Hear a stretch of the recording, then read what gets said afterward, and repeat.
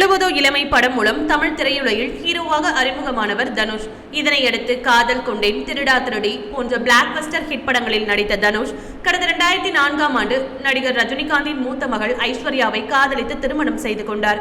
திருமணத்திற்கு பின்னர் தனுஷ் ஐஸ்வர்யா ஜோடிக்கு யாத்ரா, லிங்கா என 2 மகன்கள் பிறந்தனர்.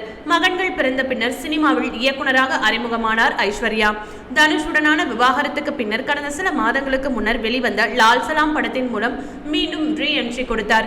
இந்த படத்தில் ரஜினிகாந்தும் கேமியோ ரோலில் நடித்திருந்தார். இருப்பினும் இந்த படத்தின் திரைக்கதை சொதப்பலாக இருந்ததால் படம் ஃபிளாப் ஆனது. மறுபுறம் நடிகர் தனுஷ் தமிழ், தெலுங்கு, ஹிந்தி என பல்வேறு மொழிகளில் பிஸியாக நடித்து வருகிறார்.